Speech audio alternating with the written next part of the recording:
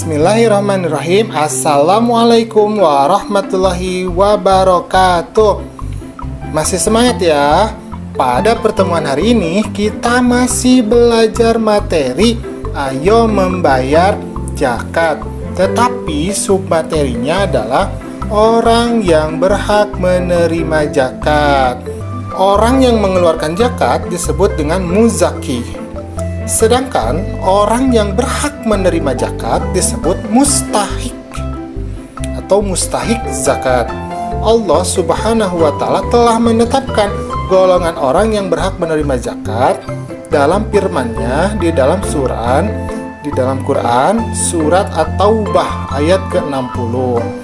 A'udzubillahi minasyaitonirrajim. Innamas shadaqatu lil fuqara'i wal masakini wal 'amilina 'alaiha wal mu'allafati qulubuhum wa fir riqabi wal gharimina wa fi sabilillahi wa ibnis sabili fariidatan minallah wallahu alimun hakim.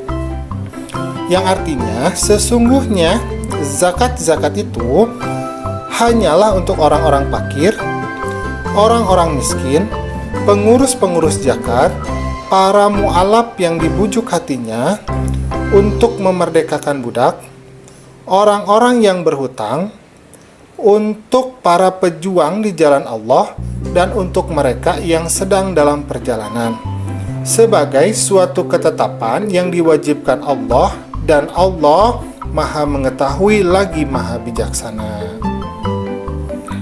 Kita bahas satu-satu ya.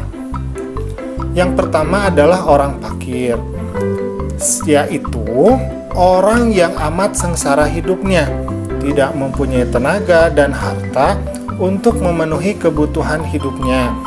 Contohnya adalah gelandangan, pengemis yang tidak memiliki rumah ataupun pekerjaan tetap. Nah, ini termasuk ke dalam orang fakir. Yang kedua, orang miskin, yaitu orang yang tidak cukup penghasilan untuk memenuhi kebutuhannya sehari-hari. Mungkin punya rumah, mungkin punya pekerjaan, tetapi hasil dari pekerjaannya itu tidak mencukupi untuk kebutuhannya sehari-hari. Nah, ini kita sebut sebagai orang miskin. Yang ketiga adalah pengurus zakat atau amil zakat, yaitu orang yang diberi tugas untuk mengumpulkan dan membagikan zakat. Yang keempat, mu'alaf, yaitu orang yang bukan Islam atau Muslim yang berkeinginan masuk Islam. Untuk masuk Islam, dan orang yang baru masuk Islam yang imannya masih lemah.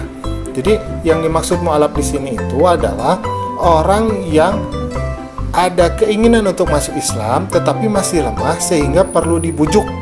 Nah, seperti itu ya.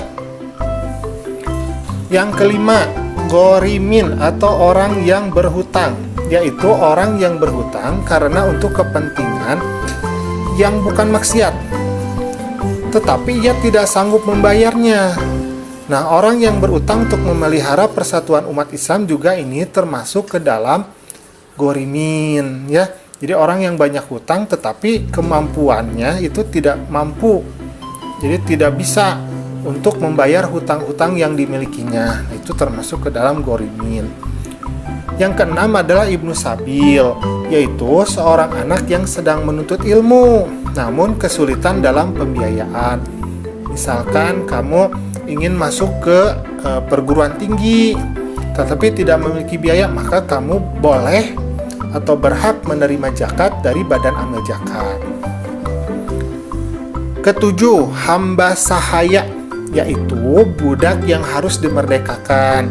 Nah, pada masa sekarang budak ini sudah tidak ada ya. Ini hanya berlaku pada masa lalu. Mungkin masih ada budak, tapi kalau pada masa sekarang sudah tidak ada. Yang kedelapan, orang yang berjuang di jalan Allah atau fisabilillah.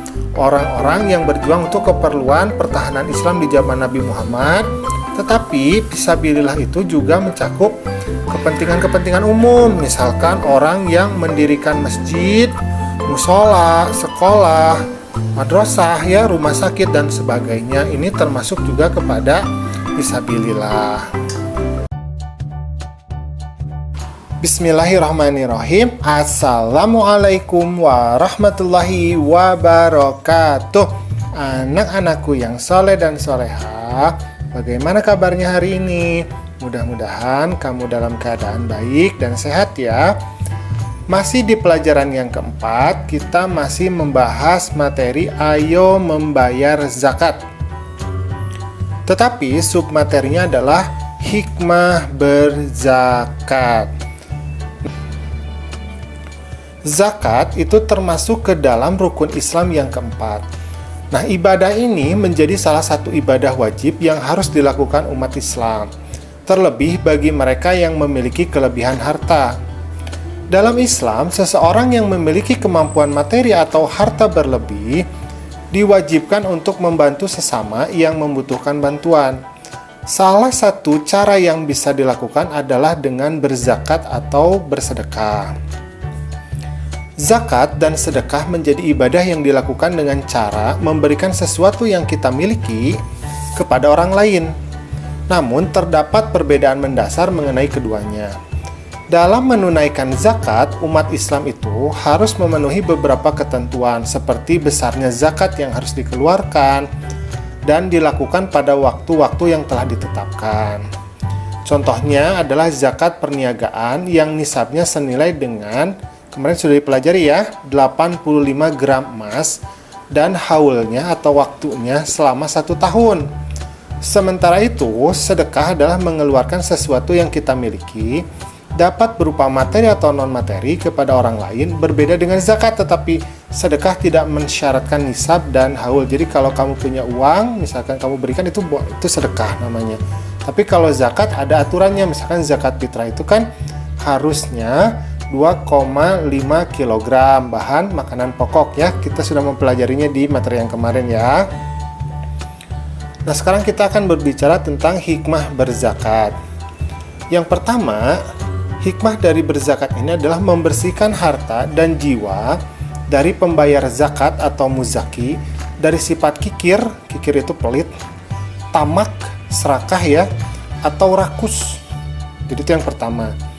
Yang kedua, itu dapat membantu orang yang kesusahan atau kesulitan dari segi ekonomi. Bisa karena dia memang penghasilannya tidak cukup, atau memang juga karena mengalami suatu kecelakaan, misalkan korban bencana alam, hartanya hilang semua, misalkan seperti itu, kan langsung secara otomatis menjadi fakir dan menjadi miskin ya.